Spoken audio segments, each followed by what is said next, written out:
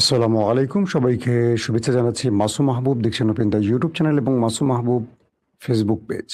পৃথিবীর যেই প্রান্ত থেকে যারা দেখছেন সবার জন্য শুভকামনা, ভালোবাসা। দর্শক, বেশ কিছু আন্তর্জাতিক বিশ্বের গুরুত্বপূর্ণ খবর নিয়ে বসেছি। আমি সংক্ষিপ্ত সময় চাইবো আপনাদেরকে সেই খবরগুলো একটা একটা করে পৌঁছে দেওয়ার জন্য। আজকের প্রধান শিরোনাম: কাতার বলছে ওমান এবং ইরানের মধ্যে হরমুজ ইস্যুতে আলোচনা এগিয়ে চলছে, ভালো রেজাল্ট আসতে পারে। অন্যদিকে মার্কিন প্রেসিডেন্ট ডোনাল্ড ট্রাম্প ইরানের মিসাইলের ভয় খাবারের ট্রাকে করে পালিয়ে গেলেন। পৃথিবীর ইতিহাসে এই প্রথম সুপার পাওয়ার আমেরিকার প্রেসিডেন্ট একটা দেশের ভয়ে নিজে পালিয়ে গেলেন কিভাবে, তার বর্ণনা আন্তর্জাতিক গণমাধ্যমে প্রকাশ করা হলো।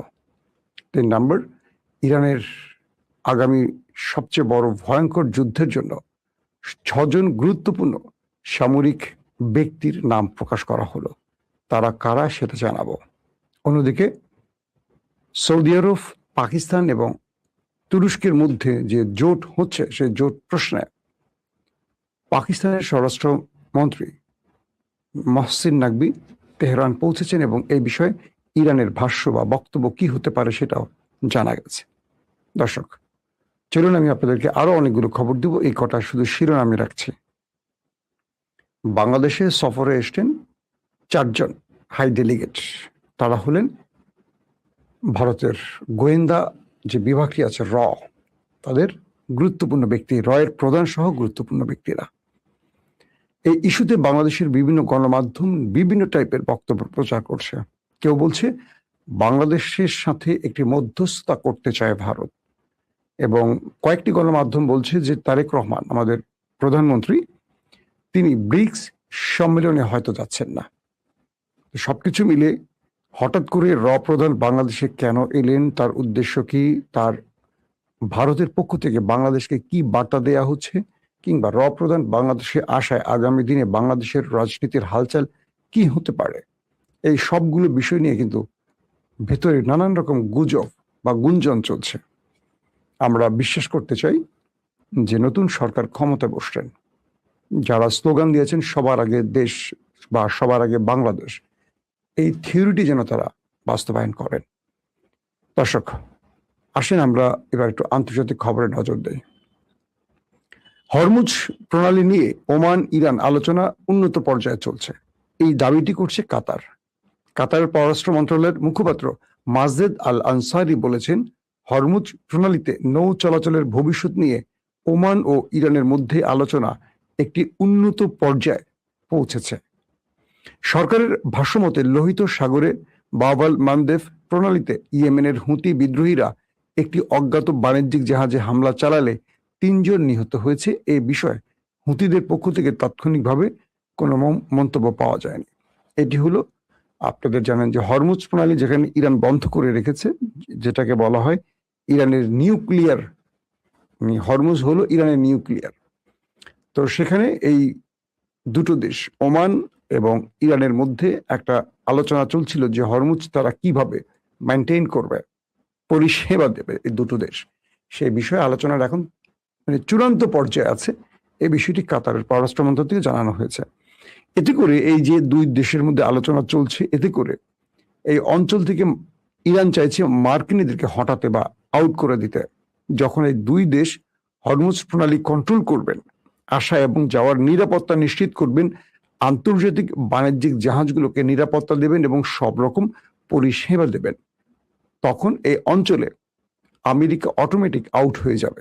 এটি হলো ইরানের মূল চাপ, এবং সেই হিসেবে ইরান এবং ওমানের মধ্যে এই আলোচনাটি খুব দ্রুত গতিতে এগুচ্ছে এবং ভালো দিকে যাচ্ছে বলে দাবি করা হচ্ছে। আর দ্বিতীয় যে খবরটি দিলাম সেটি হলো লোহিত সাগরে বাব-আল মানদেব প্রণালীতে ইয়েমেনের হুতি বিদ্রোহীরা একটি বাণিজ্যিক জাহাজে হামলা করেছে, এতে করে 3 জন নিহত হয়েছেন। এই বিষয়ে হুতিদের পক্ষ থেকে তাৎক্ষণিকভাবে কোনো মন্তব্য না করলেও বলা হচ্ছে যে হুতিরা এই অঞ্চলে কিছু দেশের জন্য জাহাজ চলাচল বা কার্গো চলাচলে নিষেধাজ্ঞা দিয়েছে, তার মধ্যে অন্যতম হলো সৌদি আরব, এবং তারা সিরিজ সৌদির জাহাজগুলোতে হামলা করে সৌদিকে পাগল করে তুলছে। আর ঠিক সেই হিসেবেই সৌদি আরব আবার 3টি দেশকে নিয়ে একটি নতুন জোট করেছে। এটা নিয়ে আমি লাইভে বিস্তারিত বলবো আপনাদের। সংযুক্ত আরব আমিরাতের রাষ্ট্রপতির একজন জ্যেষ্ঠ কূটনৈতিক উপদেষ্টা আনোয়ার গারগাস বলেছেন, মধ্যপ্রাচ্য অনির্দিষ্টকালের জন্য যুদ্ধ বা শান্তি কোনো অবস্থাতে থাকতে পারে না। তিনি আরো বলেন, এই অঞ্চলের স্থিতিশীলতা এবং জনগণের ভবিষ্যতের জন্য দৃষ্টিভঙ্গি ও দিক নির্দেশনায় স্বচ্ছতা প্রয়োজন। ভালো কথা বলেছে, কিন্তু সমস্যাটা হলো ভালো কাজ তারা করছে কিনা। আরব পুরোপুরি নিজেকে বিকিয়ে দিয়েছে পশ্চিমা দুনিয়ার কাছে, যার ফলে পশ্চিমারা এই অঞ্চলে বসে বাকি মুসলিম দেশগুলোর উপর ছড়ি ঘোরাচ্ছে। আজকে যে যুদ্ধটা, এটা কিন্তু ইসরায়েল আমেরিকা স্বেচ্ছায় শুরু করেছে, ইরান করেনি। এবং ইরান আক্রান্ত হওয়ার পর এখন প্রতিঘাত করছে, কিন্তু ইরানের প্রতিঘাতে আমেরিকা কোণঠাসা হয়ে পড়েছে। অর্থাৎ ইরানের সাথে কৌশলে বা লড়াইতে বা সাহসে পেরে না উঠে ট্রাম্প এখন একটা বড় বিপর্যয়ের মুখে পড়েছে, স্বয়ং আমেরিকাও বিপর্যয়ের মধ্যে পড়ে গেছে। দর্শক, আসেন দ্বিতীয় যে গুরুত্বপূর্ণ খবরটি, আমি আপনাদের ট্রাম্পের পলায়নের খবরটি দেওয়ার আগে কিছু ইম্পর্টেন্ট খবরগুলো আগে আপনাদের দিয়ে নিচ্ছি। বলা হচ্ছে যে পাকিস্তানের যিনি স্বরাষ্ট্রমন্ত্রী মহসিন নাকভি, তিনি সফর করছেন, তিনি আসছেন ইরানে। তার উদ্দেশ্যটা কি ছিল? কারণ এখানে আপনারা জানেন যে কয়েকটি বিষয়ের সাম্প্রতিক সময় ঘটে গেছে, যদিও আমি সেই খবর আপনাদের কন্টিনিউ দিতে পারিনি, আমি একটি গুরুত্বপূর্ণ কাজে বাইরে ছিলাম। তো কয়েকটি কূটনৈতিক সূত্রের বরাত দিয়ে ইরানি গণমাধ্যম জানিয়েছে, দ্বিপাক্ষিক সম্পর্ক ও পারস্পরিক স্বার্থ সংশ্লিষ্ট বিষয় নিয়ে আলোচনার জন্য মহসিন নাকভি মঙ্গলবার ভোরে ইরানের রাজধানীর উদ্দেশ্যে ইসলামাবাদ ত্যাগ করেছেন। ইরানের স্বরাষ্ট্রমন্ত্রী ইস্কান্দার মোমিনি তার পাকিস্তানি প্রতিপক্ষের সঙ্গে আলোচনার জন্য ইসলামাবাদ সফরের এক মাস পর এই সফরটি অনুষ্ঠিত হলো। সাম্প্রতিক সংঘাতের অবসান ঘটাতে জুনে ইরান ও যুক্তরাষ্ট্রের মধ্যে একটি সমঝোতা স্মারক স্বাক্ষরে পাকিস্তান কাতারের পাশাপাশি গুরুত্বপূর্ণ মধ্যস্থতাকারীর ভূমিকা পালন করেছিল। ওয়াশিংটন সমঝোতা স্মারকটি লঙ্ঘন করায় তেহরান হরমুজ প্রণালীতে পুনরায় বন্ধ করতে বাধ্য হয়।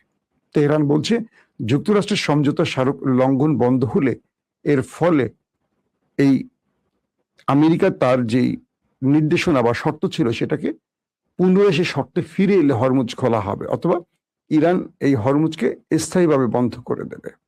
দর্শক, আপনারা জানেন যে ইরানের সশস্ত্র বাহিনীতে 6 জন ব্যক্তিকে পরিবর্তন করা হয়েছে। এরা খুবই গুরুত্বপূর্ণ ব্যক্তি। এদেরকে হঠাৎ করে দায়িত্ব দিয়েছেন আমাদের সর্বোচ্চ নেতা আয়াতুল্লাহ আলী খামেনির ছেলে, এখন নতুন যিনি আয়াতুল্লাহ হয়েছেন মুজতফা খামেনি। তো ইসলামী বিপ্লবের নেতা আয়াতুল্লাহ সৈয়দ মুস্তফা হুসাইনি খামেনি ইসলামী বিপ্লবী রক্ষী বাহিনী, যেটাকে IRGC বলা হয়, তার প্রধান সহ 6 জন শীর্ষ সামরিক পদে নতুন নিয়োগ দিয়েছেন। নেতা মেজর জেনারেল আলী আব্দুল্লাহিকে ইরানের সশস্ত্র বাহিনীর চিফ অফ স্টাফ হিসেবে নিযুক্ত করেছেন।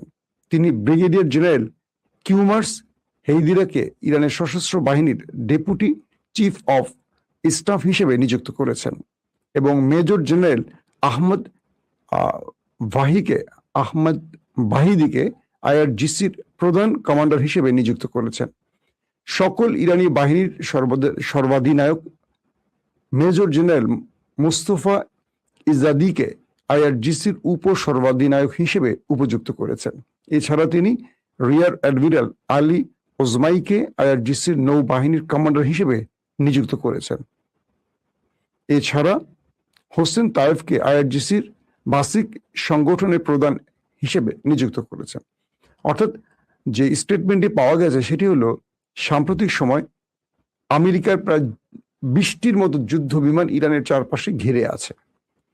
এই জন্য মুস্তফা খামেনি তার বাহিনীকে সর্বোচ্চ নির্দেশ দিয়েছেন আরেকটি যুদ্ধের জন্য, এবং এই নির্দেশনায় বলা হয়েছে আমেরিকাকে তারা বড় ফ্রেমে যুদ্ধে মোকাবেলার জন্য যেন সর্বোচ্চ প্রস্তুত থাকে। এবং মিস্টার মুস্তফা খামেনির পক্ষ থেকে বলা হয়েছে তারা তাদের শত্রুদেরকে যে কোনো তাদের পরিকল্পনায় ব্যর্থ করার জন্য সর্বাত্মক সব টাইপেরই প্রস্তুতি নিয়ে রেখেছে। পাশাপাশি মুস্তফা খামেনি তার সবগুলো বাহিনীকে নির্দেশ দিয়েছেন যেন আমেরিকার নতুন কোনো হামলা প্রতিহতে তারা কেউ সময় ক্ষেপণ না করে। পাশাপাশি আরো বলা হয়েছে, ইরান তার শত্রুকে পাল্টা আঘাতের আগে প্রয়োজনে নিজে যদি আঘাত করে তার সার্বভৌমত্ব রক্ষায় কোনো প্রয়োজনীয় থাকে সেটা যেন ইরান করে। অর্থাৎ এক বাক্যে যদি আমি সহজ বাক্যে বুঝিয়ে বলি, আমেরিকার বিরুদ্ধে ইরান আরেকটা বড় যুদ্ধের প্রস্তুতি নিচ্ছে এবং সেই যুদ্ধের জন্য ইরানের সশস্ত্র বাহিনীগুলোকে মুস্তফা খামেনি নতুন করে আবার নির্দেশনা দিয়েছেন। দর্শক, তারপরে গুরুত্বপূর্ণ খবর হলো যে ইরান আমেরিকার স্বার্থ সংশ্লিষ্ট এক মিত্রর জাহাজে এক ভয়াবহ অ্যাটাক করেছে এবং এই জাহাজে হরমুজে এই অ্যাটাকটি হয়েছে, যার ফলে আমেরিকা নতুন করে ইরানের আরেকটি ধাক্কা পেল। এবং ইন্টারেস্টিং ব্যাপার, আমেরিকার এই জাহাজটিতে আক্রমণের পর এখন পর্যন্ত আমেরিকা পাল্টা জবাব দেয়নি। পৃথিবীর বহু গণমাধ্যম দাবি করছে ইরানের কাছে কি আমেরিকা অসহায় আত্মসমর্পণ করেছে। ইরানের বর্তমান প্রেক্ষাপটে যেভাবে ইরান সবকিছু কন্ট্রোল করছে এবং হরমুজ প্রণালীকে যেভাবে পুরো অবরুদ্ধ করে রেখেছে বা নিষিদ্ধ করে রেখেছে সবার জন্য, এবং এই অঞ্চলে আমেরিকা সর্বাত্মক চেষ্টা করেও হরমুজে ইরানের নিষেধাজ্ঞা বা ইরানের যেই অঞ্চলে যান চলাচল বন্ধ করার পর যে ইরান নির্দেশনা দিয়েছে সেটাকে ভাঙতে পারছে না মার্কিন নেভাল টিম। বলছে যে আমেরিকার যে নেভাল ব্লকেট তৈরি করেছে কার্যত সেটা ব্যর্থ হয়েছে ইরানের কাছে। এবং আজকে যে জাহাজটিতে ইরান হামলা করেছে সেই হামলায় কয়েকটি গণমাধ্যম দাবি করেছে যে ব্যাপক বিস্ফোরণ হয়েছে এবং জাহাজটির আশেপাশে কয়েক কিলোমিটার থেকে শুধু আগুন আর তেল, ওই জাহাজটি বিস্ফোরিত হয়ে তেল ছড়িয়ে পড়েছে এবং আমেরিকা এই দৃশ্য দেখতে শুধু চেয়েছে, কিচ্ছু করতে পারেনি। এবং ইরান এতটা অ্যাগ্রেসিভ, আমেরিকাকে পাল্টা ধাক্কা দিচ্ছে, যেটা আমেরিকার জন্য এখন টেনশনের কারণ হচ্ছে যে আমেরিকা ইরানকে মাটির সাথে মিশিয়ে দেওয়ার ঘোষণা দিয়েছে। তারা এখন ইরানের হামলাগুলো শুধু চেয়ে চেয়ে দেখছে। দর্শক, যে খবরটি দিয়ে শেষ করতে চাই আজকে আপনাদের খবরটি, আমি চলেন সেটা আগে আপনাদের একটু। এদিকে আরেকটি খবর পাওয়া গেছে, সিরিয়ার আদালত সাবেক রাষ্ট্রপতি বাশার আল আসাদকে মৃত্যুদণ্ড দিয়েছে। এটি আপনারা হয়তো জেনে গেছেন বা বিভিন্ন কারণের মাধ্যমে চলে এসছে। অন্যদিকে বুধবার আঙ্কারায় বৈঠকে বসতে যাচ্ছে তুরস্ক ও ফিলিস্তিনের রাষ্ট্রপতিরা। এটি আশা করি যে ফিলিস্তিন ইস্যুতে একটা ভালো ফলাফল আসতে পারে। দর্শক, গত জুলাইতে তুরস্ক সফর করেছেন মার্কিন প্রেসিডেন্ট ডোনাল্ড ট্রাম্প। এ সময় তিনি ইরানের ভয়ে তার পথ বিভিন্নভাবে পরিবর্তন করেছেন। এটা নিয়ে আমি আপনাদের ডিটেল বলেছিলাম লাইভে, মনে আছে আপনাদের। যখন আঙ্কারা থেকে মিস্টার প্রেসিডেন্ট ট্রাম্প তার দেশে ফিরবেন, হঠাৎ করে তার নিরাপত্তা বাহিনী এসে তাকে একটা খবর জানালেন, মিস্টার প্রেসিডেন্ট, আমরা যে জাহাজটিতে মানে বিমানটিতে করে ফিরবো, ইরান এই জাহাজটিতে মিসাইল হিট করার জন্য সকল প্রস্তুতি নিয়েছে।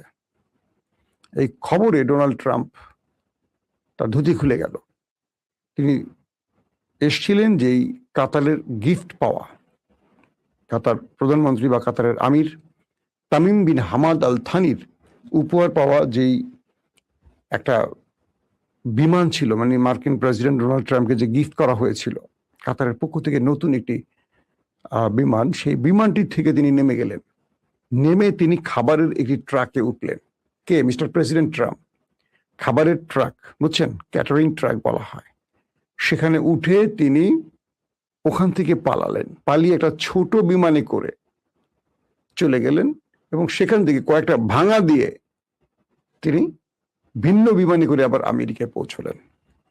পুরো পৃথিবীর গণমাধ্যম বলছে যে ইরানের ভয়ে আমেরিকার প্রেসিডেন্ট খাবারের ট্রাকে করে দেশ ত্যাগ করেছে। তো এই বিষয়টি আসছে কেন?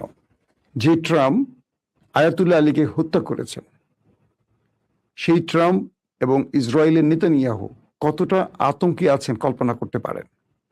দ্বিতীয় বিষয়টি হলো, যে ট্রাম্প এত বড় বড় কথা বলছেন, সেই ট্রাম্প ব্যক্তিগতভাবে আসলে ইরানের ভয়ে কতটা কাপুরুষের মতো ভূমিকা পালন করছেন, এই ঘটনাটি তার সবচেয়ে বড় প্রমাণ। বলা হচ্ছে সেই রিপোর্টগুলোতে পৃথিবীতে, মানে পৃথিবীর ইতিহাসে কোনো মার্কিন প্রেসিডেন্ট এতটা ভয়ে এইভাবে পালায়নি যেটা ট্রাম্প পালিয়েছে। তার মানে আমেরিকা এইটুকু বুঝতে পেরেছে তারা মৌমাছির বাসায় বা কি মৌচাকে ঢিল মেরেছে, আর ইরান হলো সেই মৌচাক। কারণ ইরান বলেছে তারা যে কোনো সময় এই সুযোগটি কাজে লাগাবে। যারা আয়াতুল্লাহ আলী খামেনিকে হত্যা করেছে, তাদের প্রতিশোধ নেওয়ার শপথ করেছে ইরান। আর তাই ইরানের ভয় এখন আমেরিকা বা ইসরায়েল, পৃথিবীর বিভিন্ন দেশে তারা সফর যে করছে এইভাবেই করছে। হয়তো সবগুলো ঘটনা সাক্ষাৎ প্রমাণিত হচ্ছে না বা আসছে না। যেমন নেতানিয়াহু তার দেশেই সবসময় আতঙ্কে থাকে এবং তার প্রতিটা গতি প্রকৃতি বা চলাফেরার মধ্যে যথেষ্ট রেস্ট্রিকশন আছে, এবং ট্রাম্পেরও আছে। তো এক ইরানকে টোকা দিয়ে আমেরিকা ইসরায়েলের ঘুম মোটামুটি আমরা বলতে পারি হারাম হয়ে গেছে। দর্শক, আজকের মতো বিদায় নিচ্ছি। ইনশাআল্লাহ আজ রাতে 11টার পরে আরেকবার লাইভে আসার চেষ্টা করব। সে পর্যন্ত আল্লাহ আমাদের প্রত্যেককে নিরাপদে রাখুন, সুস্থ রাখুন। আল্লাহ হাফেজ।